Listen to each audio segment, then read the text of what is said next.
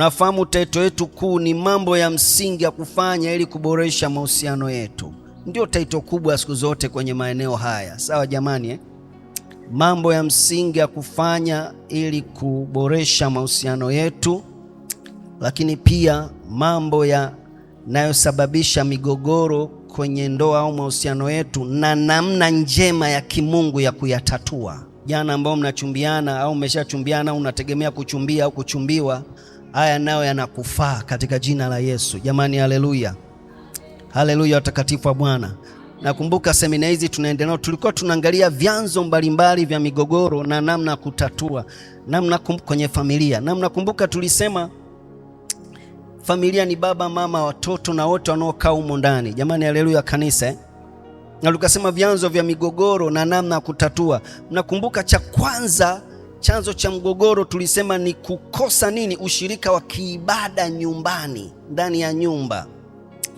Sawa Kukosa ushirika wa kiibada nyumbani. Unakuta mnafanya ibada, mama hayupo, baba hayupo, watoto ndio hao, au muda wa ibada wenu ndio muda mnaangalia litamthilia lenu, mkitoka hapo ni kulala, na wengine mnajisahau kwenye kochi, mnang'atwa na mbu ndio zinawaamsha, mnakimbilia vitandani, ibada imeshajifia. Yaani lazima migogoro itatokea. Kwa nini? Kwa sababu ibada haipo, na ibada ndio inaofukuza migogoro. Lakini jambo la pili tulisema familia kutokukaa kwenye nafasi yake. Mwanafamilia mmoja kama ni mtoto akikosa kukaa kwenye nafasi yake, shida lazima itokee. Kwa nini cha kufanya ndoa iboreke? Lazima huyo mtoto, huyo baba, huyo mama arudi kwenye nafasi yake. Mama, ukitoka kwenye nafasi yako lazima tu tegemee mgogoro na mmeo. Mme, ukitoka kwenye nafasi yako lazima tu tegemee mgogoro na mkeo. Mtoto, binti unayekaa pale nyumbani kwa wale wanaokulea, whether unafanya kazi au whether tu unaishi nao, mjomba, shangazi, ukitoka kwenye nafasi yako lazima mgogoro utokee.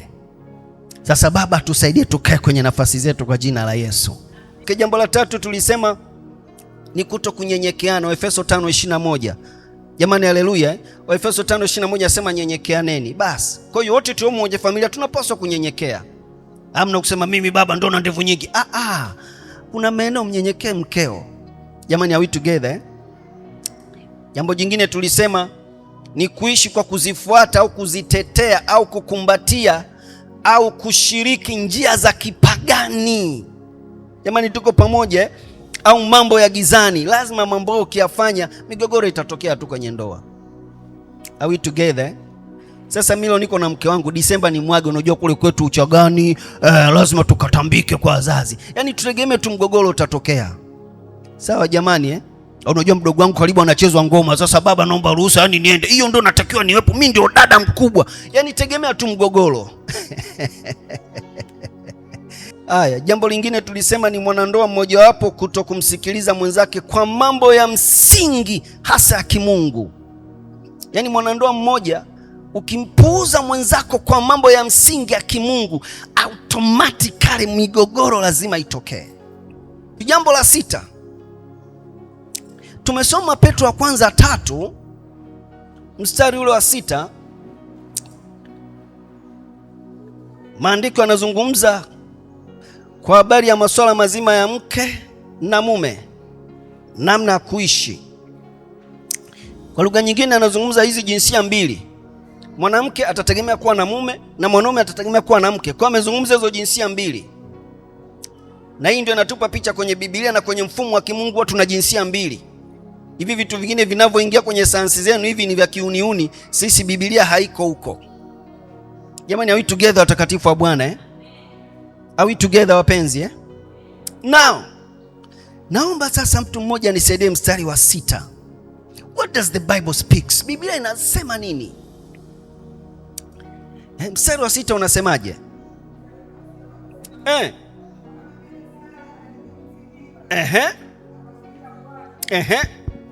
Ni watoto wake mfanyapo mema wala hamkutishwa kwa hofu yoyote. Ndio mstari wa 7. Mstari wa 7 unasema kadhalika ninyi waume kaeni na wake zenu kwa akili. Kwa akili.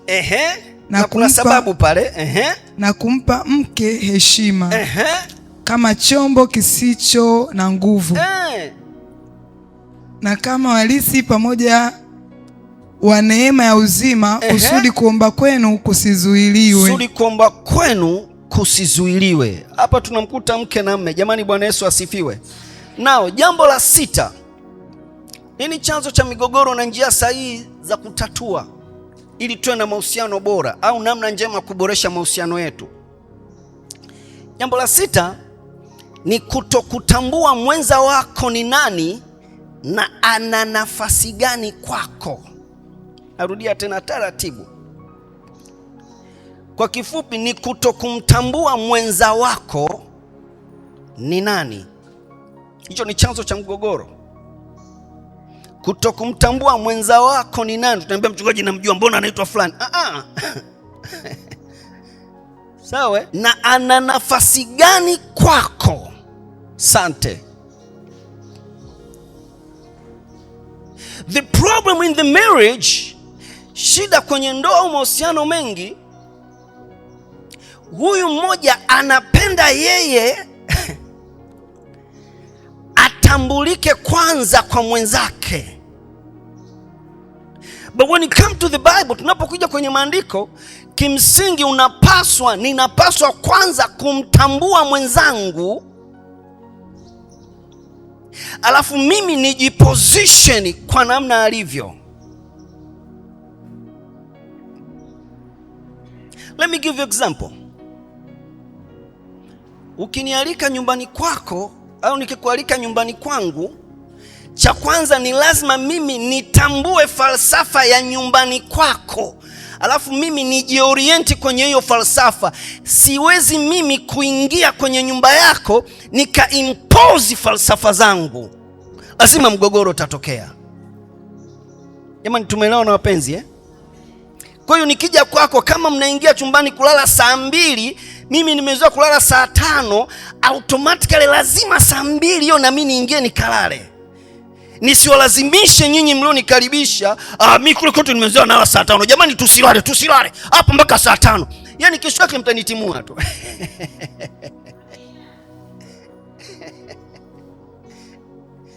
Jamani, Bwana Yesu asifiwe. Because the very foremost, jambo la kwanza, hakikisha unamtambua huyo mwenzako na nafasi yake, alafu wewe ni rahisi kujiposition, kujiorienti, kujiweka namna ambayo mtaendana naye. Sasa kama umwelewi, alafu unajilazimisha kwenda unavyotaka wewe, lazima mgogoro utatokea. Wangapi ya wiki tuko pamoja? Maandiko nasema, wanawake, fanyeni nini? Watiini waume zenu, sawa, katika Bwana. Alafu akatoa mfano pale, kama vile Sara alivyomtii mume wake Ibrahimu akamuita Bwana. Ya Kiingereza inasema Lord, tafsiri nyingine inasema Master. Now, coming to this definition, Master au Lord, it means ni mtawala. So Sara alimtambua kwanza Ibrahimu, yeye ndiye mtawala, yeye ndiyo mume, alafu Sara akajiposition kwamba mimi ni mtawaliwa. Hatuwezi kuwa watawala wawili. Are we together? Kina mama, mbona mmeninunia?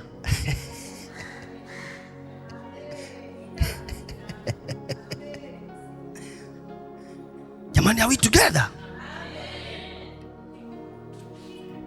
Na nyinyi kina baba, sio mnatoka hapa mnaanza kukoromea wake zenu, mimi sasa ndio bwana, nataka uniite bwana kama Sara. Unajua kuna watu wengine wanachukua maneno ya Mungu very literal. Yaani moja kwa moja kama lilivyo. Let me repeat.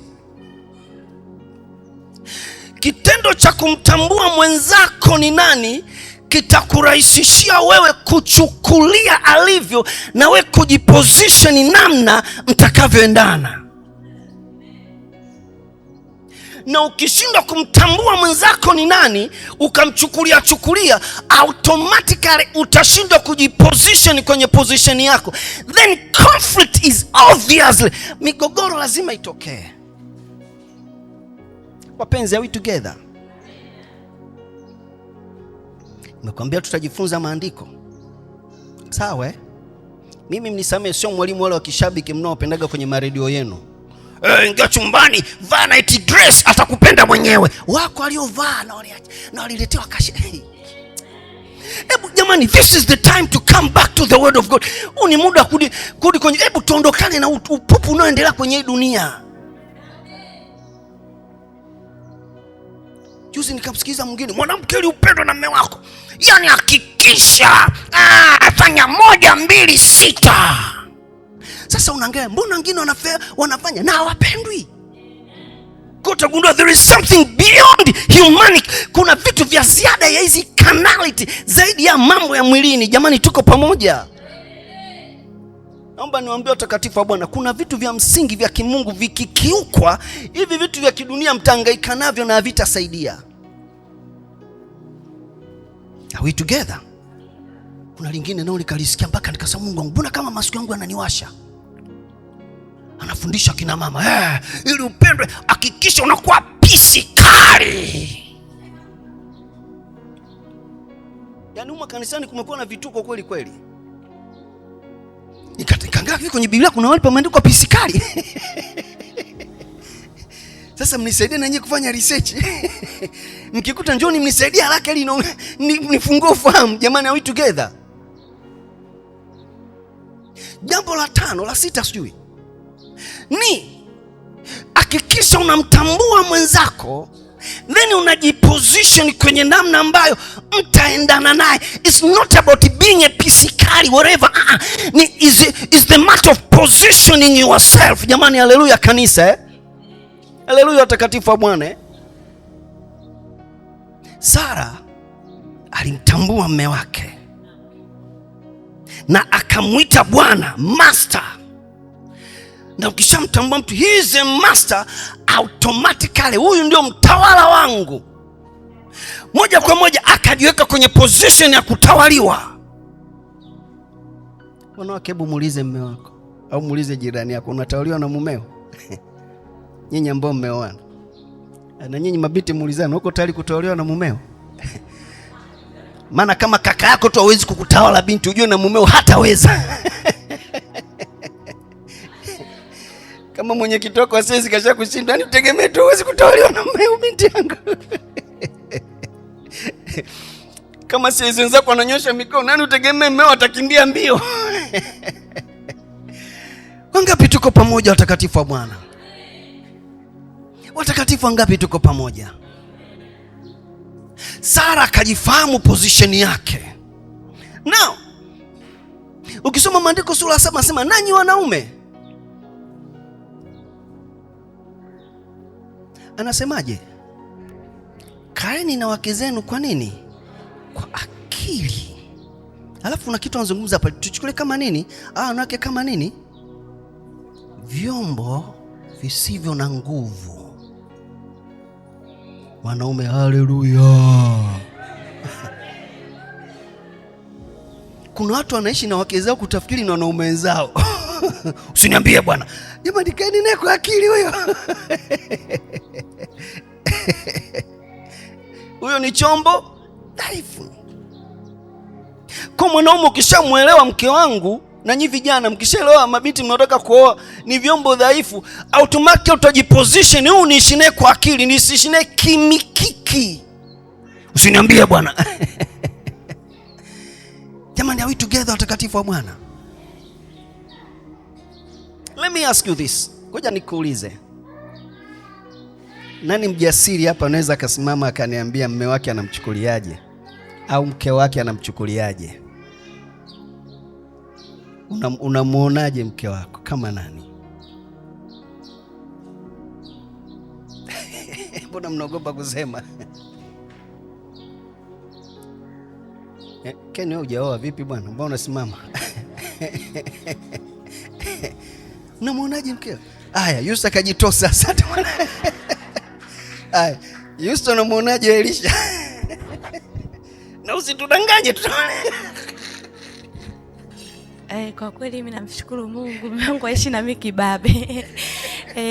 Ananishukulia yani vizuri kwa kweli. Nafurahia. Na enjoy kweli. Nakusema hapa kidogo. Huyu Elisha jana nimemsimanga kidogo. Nampigia simu, ilikuwa saa ngapi Elisha? Saa 5 alfajiri usiku wa kuamkia leo. Nampigia simu, "Wewe Elisha uko wapi? Mbona mke namuona huko?" Ale baba atangulia anakuja. Kasema huyu Elisha usiku ya harusi si ndo aliingia kwenye mkwala hapa. Jamani, naangalia usalama mke wangu hapa. Wangapi walikuwa harusi Elisha? Nani alikuwa hapo? Jackie alikuwa hapo. Nakumbuka ule mkwala. Sasa nikashangaa ananiambia anakuja na Teddy pass. Nikasema kashachiwa Teddy tena.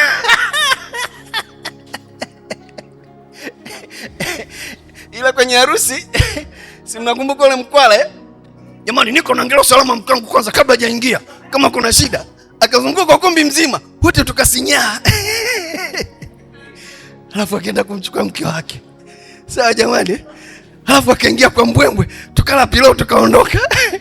Leo saa 5 usiku mchungaji anakuja na Teddy huyo.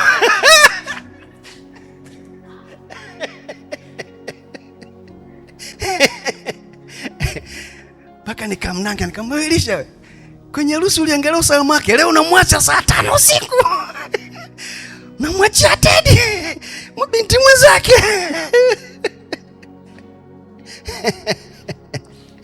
Asante jamani, mfano ulikuwa na utoa jana. Haya, mwanaume mwingine ajitose. Anamchukuliaje mke wake?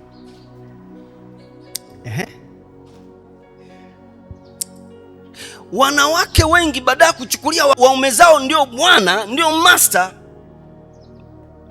wamewachukulia kama watu wa kawaida. Yaani heshima inakopo mwanzoni tu pale. Wanavyoana, nazungumza ndoa za kawaida. Sawa jamani? Tuache hizo zenye migogoro za kawaida. Wanapoana pale ndio heshima, na saa kunywa chai mpaka magoti yanapigwa. Baada ya wiki moja mbili hakuna cha magoti, hakuna nini. Na tunavyoenda kukaa mwisho siku mwanaume atumwa kabisa, chai iko kwenye sufuria huko. Jamani, tumeelewana? Naomba niulize, is that man bwana? Huyo mwanaume ni bwana? Na wanaume shida yao ana noti tu.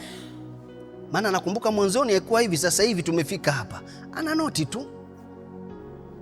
Na wamama, ngoja niwape siri. Hata kama mna mabinti 20 wakazi wa kuwasaidia, jitahidi mume wako mhudumie. Na nyinyi mabinti zangu mnaoolewa, mjitahidi hivyo. Nisaidieni kusema amen. Jamani, nisaidieni kusema amen.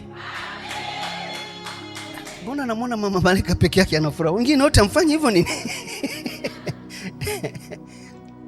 Na sisi kina baba, Biblia inasema tuishi na wake zetu kwa nini? Kwa akili, kwa sababu hicho ni chombo dhaifu. Sasa sisi kina baba na sisi tumeshajisahau, tunafikiri tuna wanaume wenzetu tunawapelekesha tu.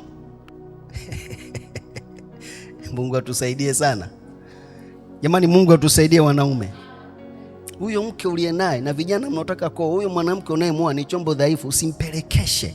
Yaani mtambue tu, alafu ujiposition namna alivyo. Are we together?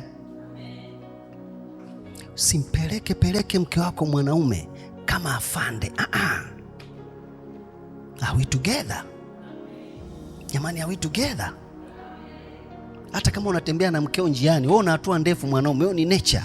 Inabidi ujiposition kwenye hatua zake. Sio ushamwacha kula unaenda. Ni chombo dhaifu. Moze upo?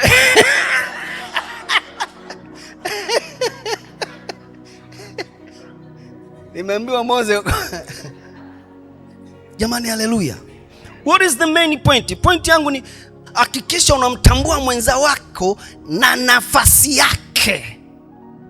Alafu itakupelekea wewe kuchukuliana naye, wewe kujiposition ili align pamoja, muende pamoja. Bas. Lakini ukilazimisha yeye ndo akutambue wewe, ugomvi lazima utatokea. Jina la Bwana libarikiwe sana. Pointi inayofuata ya ngapi? Ya 7. Nini chanzo cha migogoro na utatuzi wake?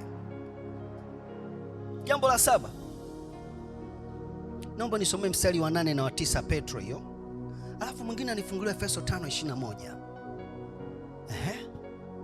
Mstari wa 8 na wa 9. Neno la Mungu linasema, ndio. Neno la mwisho ni hili. Neno la nini? La mwisho ni hili. Kwa hiyo kuna mambo yalitangulia, sasa mzee ana conclude hapa. Nakumbuka Petro ameshazeeka, kwa hiyo anahusia, yani kila anaona ndani ya kanisa anaona ni vijana wangu hawa. Anasemaje huyu mzee? Sikilizeni hapa, Muwe na nia moja. Muwe na nini?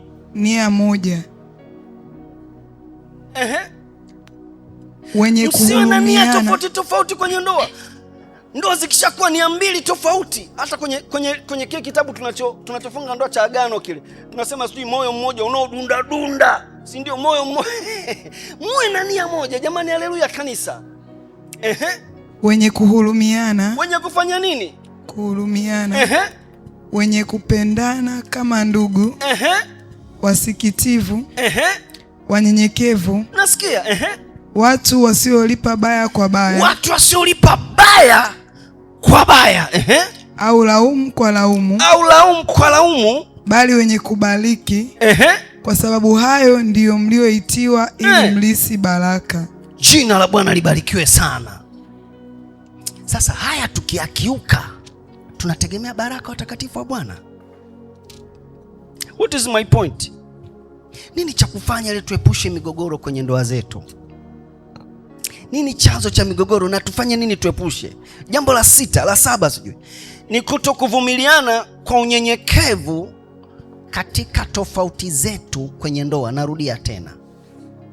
Ni kutokuvumiliana, kutokuchukuliana.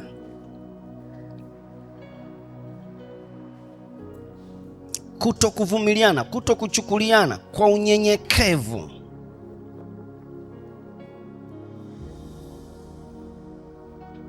katika nia zetu kwenye ndoa. Kwa hiyo ili kuboresha ndoa zetu tunapaswa kuchukuliana, kuvumiliana katika nia zetu, sio nje. Hapa ni nia ndani.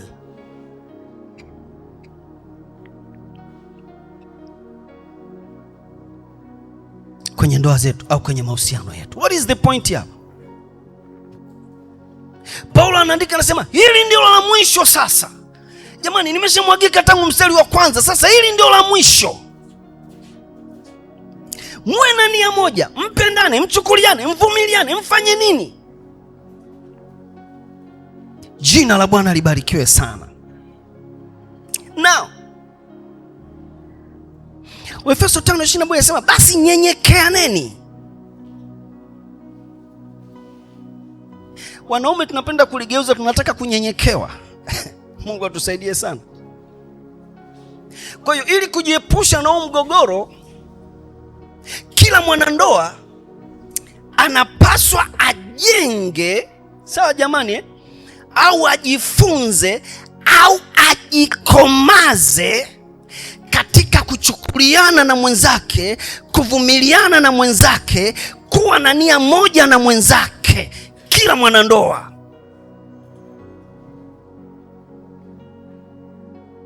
Kama ni mume, jaribu pambana kujikomaza, kujikuza kwenye eneo la kuchukuliana na huyo mke, kuvumiliana na huyo mke, kwenda naye na huyo mke, kuwa na nia moja na huyo mke. Jamani, amina kanisa. The very similar way na wewe mwanamke. Ni mambo ya kudevelop, kukua tu. Jamani, sawa pamoja, sawa takatifu wa Bwana. Kwa nini tunasema kujikomaza au kukua? Kwa sababu wote tumetoka kwenye background tofauti.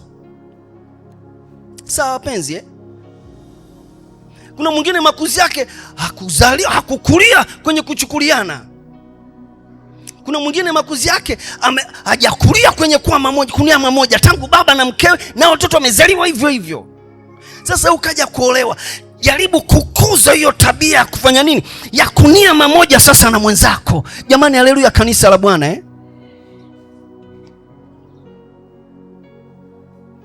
Maana hizi familia tulizotoka kila moja huku ina kasheshe yake. Are we together? Jamani, are we together? Hii ni anthropology, ni ndani tu ya kawaida. Sawa jamani Huku tulikotoka kila mmoja, wengine tumetoka kwenye familia, baba yuko kivyake, mama yuko kivyake. Wengine tumetoka kwenye familia, baba na watoto wake, mama na watoto wake. Ukienda kwa mume, ukienda kwa mkeo, achana na hiyo. Jifunze kunia mamoja, kuchukuliana, kuvumiliana na mwenzako ili mkae pamoja. Jamani, haleluya kanisa. Anza kukuza hizo tabia. Are we together, watakatifu wa Bwana? Na siwezi kupinga, wengine wametoka kwenye familia ambazo walishaachana wazazi. Kwa nachojua tu ni kupuyanga tu, wazazi walishaachana, yeye mwenyewe ni kwenda. Ukiolewa, unapookoka, tayari Mungu anatubadilisha, tunaanza kizazi kipya cha mchao Bwana. Unapookoka, unapopata mke, mme, ondokana nayo au uliozoea kwa wazazi, sijui kwa nani, kila mtu kivyake. Unapookoka, wewe sasa anza kujifunza tabia ya kunia mamoja na huyo mume Mungu aliyokupa, ya kufanya pamoja, ya kudevelop. Jamani, haleluya kanisa. Wangapi tuko pamoja? Watakatifu wangapi tuko pamoja? Ukitaka kuimplement mambo haya kutokuwa pamoja na kutokunyenyekeana, lazima mgogoro utatokea. Naelewa na watakatifu wa Bwana? Yaani tegemea tu mgogoro utatokea. Ukitaka kuenenda na background yako uliotoka nayo huko kwa mmeo, kwa mkeo, lazima mgogoro utatokea. Wangapi tunaelewa na kanisa la Bwana? Tumezaliwa kwenye mitizamo tofauti, tumezaliwa kwenye haiba tofauti. Jamani, are we together kanisa la Bwana? Kwenye makuzi tofauti, perception, mitizamo tofauti. Alafu leo mnakutana. Tengenezeni mtizamo wenu mmoja na mumeo na mkeo in uniformity, katika namna moja njema. Jamani, Bwana Yesu asifiwe. Na kama mke wako, mume wako ana mapungufu mengi, hajaokoka, sijui unajua huyu nikifanya naye hiki ataharibu, Mungu atakuongoza hekima, lakini akwendana naye kwa unyenyekevu. Sio kumwambia wewe sikushirikishi lolote na kujua.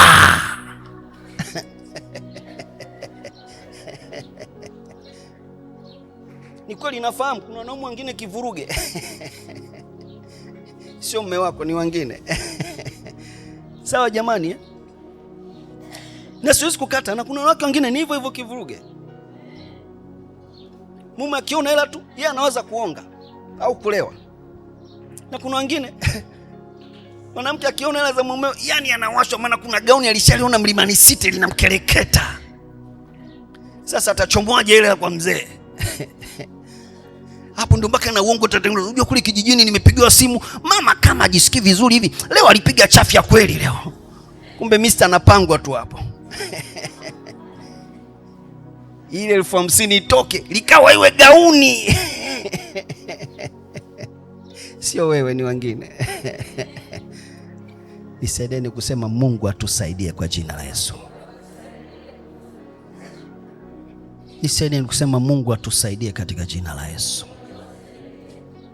Kwa kama na mke wa aina hiyo ni kivuruge, au mume wa aina hiyo, Mungu atakuongoza tu namna ya kwenda naye vizuri. Haleluya kanisa. Haleluya watakatifu wa Bwana. Na kwa sababu tayari umeshamjua, umeshamtambua, wewe tayari unajua namna kujiposition ili kuendana naye. Sawa jamani Jamani, haleluya watakatifu wa Bwana. Ya mwisho nimalize.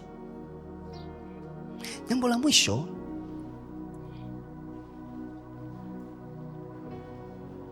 kuna kitu natamani nikizungumze hapa. Jamani, tufahamu hawa wake au waume tunaoishi nao, they are not perfect person.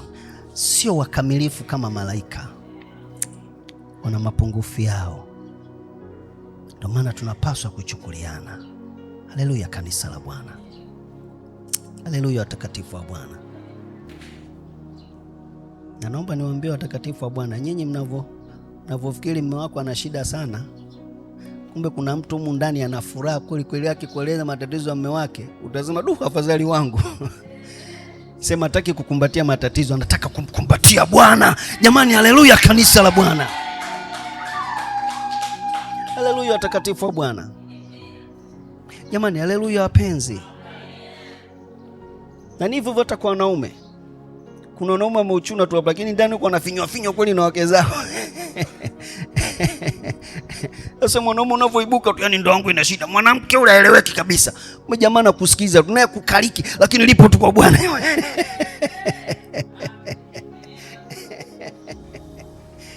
Kwa nini? Limejikomaza kuchukuliana, kuendana naye, kumkumbatia Mungu. Jamani, haleluya.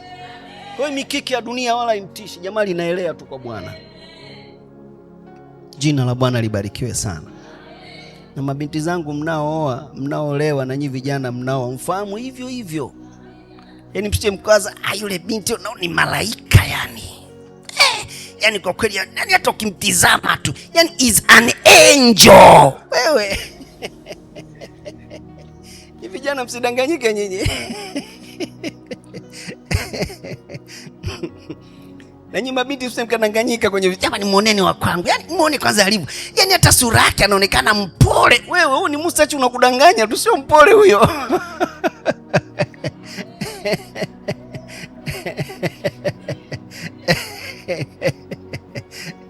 Jamani, haleluya kanisa la Bwana. Kuna mwimbaji mmoja aliimba nipe macho nione.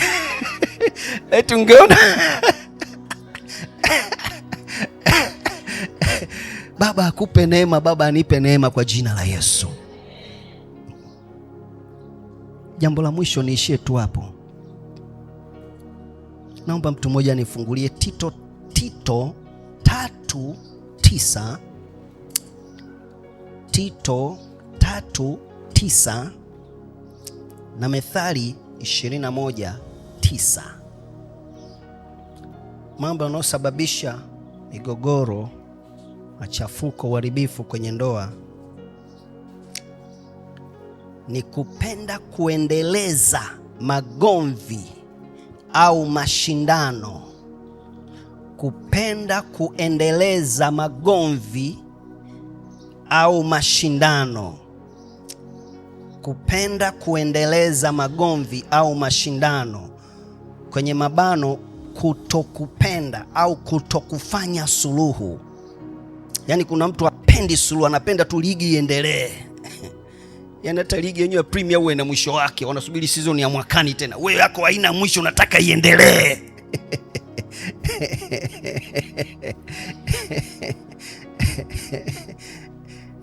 Kutokupenda suluhu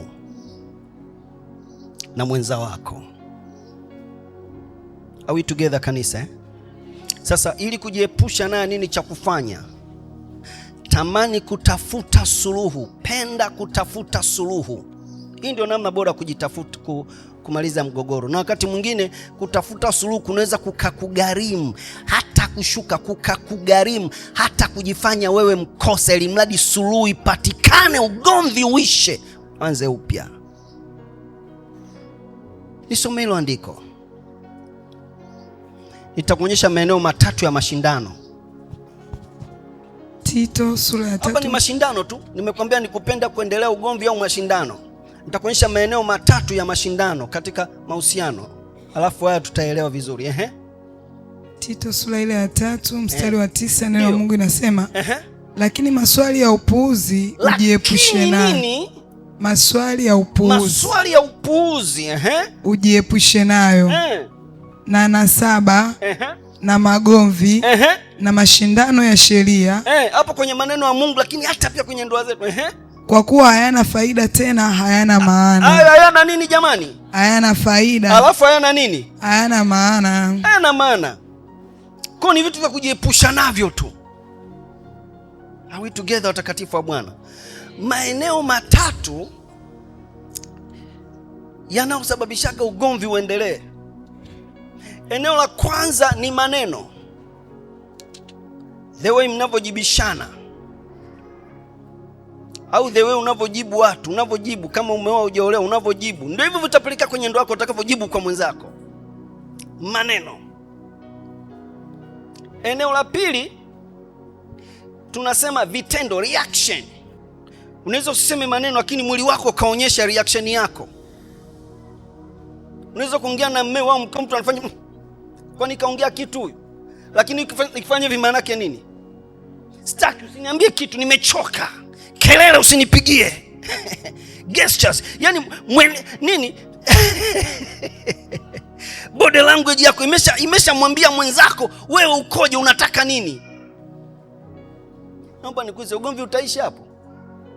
Mwenzako anakusomesha au unamgunia Hujasema neno, lakini hiyo tu ishara hiyo tayari inampa mwenzako huyu kaongea nini. Naomba nikuulize, huyu mwenzako ugomvi utaisha hapo? Bwana mpaka kesho atawaza, mimi ananifanyia hivi. Wangapi tunaenda pamoja? Alafu dakika hapo ukikutana na mpendwa, jamani mpendwa Bwana asifiwe. Yaani unaendeleaje? Huku mwenzako umemngonga.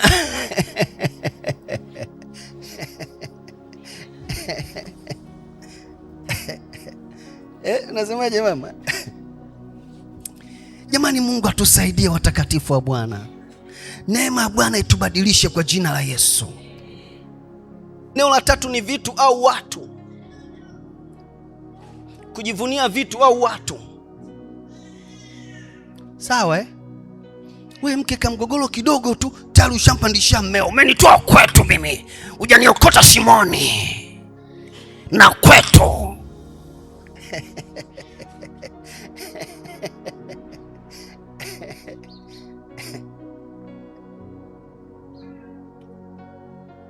Unajua Mungu aturehemu sana. Na ugomvi mmoja ni wapagani tu, alikuwa hajaokoka. Kanapita nikasikia unasikia, mimi hujaniokota chooni. Hii dunia ina vituko hii.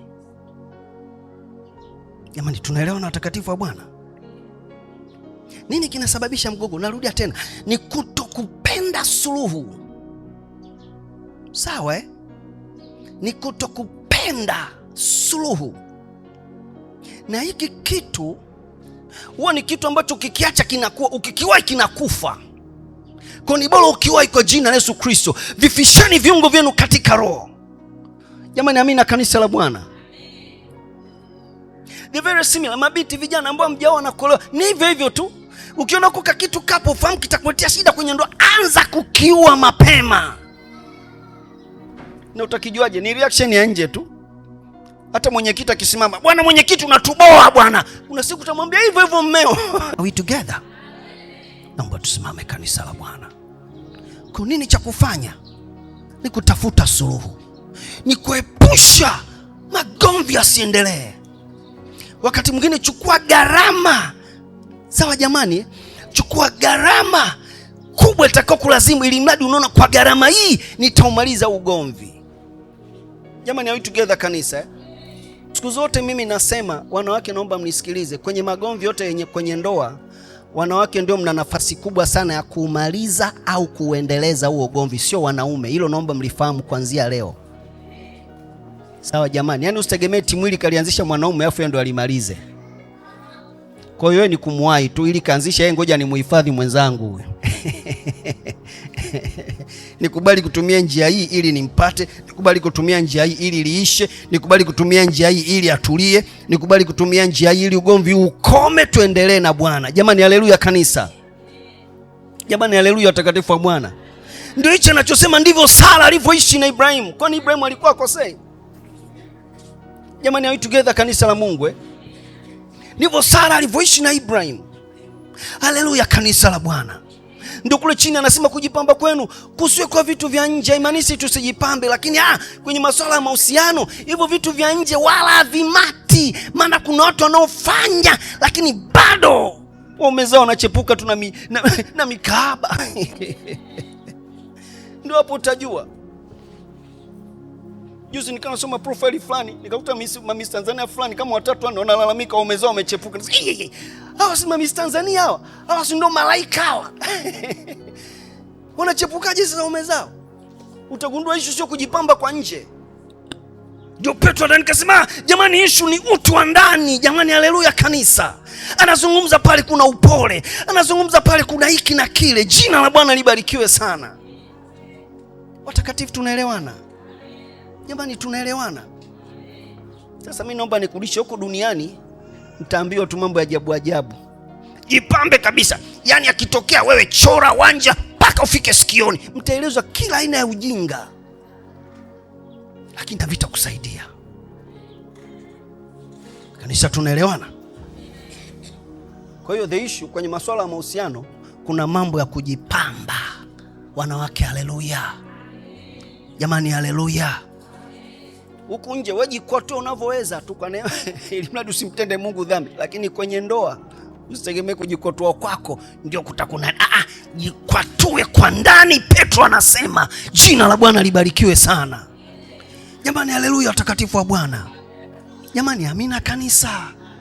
Wangapi tuko pamoja? Nao natamani tumuombe Mungu. Natamani tumsihi Bwana atusaidie ndoa zetu. Amen, kanisa la Bwana. Jamani, haleluya, watakatifu. Narudia tena, wanawake mna sehemu kubwa ya kumaliza migogoro yoyote kwenye ndoa. Lakini pia ni nyinyi wanawake mna sehemu kubwa ya kuendeleza timbwili kwenye ndoa. Yes. Ni nyinyi wanawake. Kwa utaamua tu ukae upande gani, wa kumaliza au kukomana timbwili mpaka tuone litaishia wapi, na lazima litaishia pabaya. Sikilizeni hekima hii, watakatifu wa Bwana. Wanawake wa zamani walijipamba kwa utu wa ndani. Tujipambe kwa utu wa ndani. Haleluya. Na sisi wanaume tuliookoka, na sisi Mungu atusaidie, atupe neema kuishi na wake zetu kwa akili, ili maombi yetu asiziuliwe.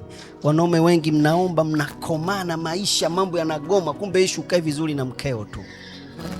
Umeelewana watakatifu wa Bwana? Nimeona kila una bidii nyingi lakini unagonga mwamba tu. Hebu rudi, angalau unaishije na mkeo. Jamani, are we together? Are we together, kanisa la Bwana? Ni kweli una bidii, ni kweli una akili ya biashara, sijui ni kweli una hiki, ni kweli una nguvu, ni kweli unapambana, you are very hustle, unapambana na maisha, lakini hamna matokeo. Rudi tu, angalau unaishije na mkeo. Alafu unashangaa kuna wenzako wanafanya hata kazi ya chini kuliko, lakini wanatoka. Wewe unashangaa kwa nini? Angalau tu unaishije na mkeo. Na kama unaishi vibaya, jua maombi yako yamezuiliwa. Wanaume, nisaidieni kusema Mungu atusaidie. Wanaume, tuseme Mungu atusaidie kwa jina la Yesu. Haleluya, watakatifu wa Bwana. Jamani, haleluya kanisa la Bwana. Haleluya kanisa la Bwana.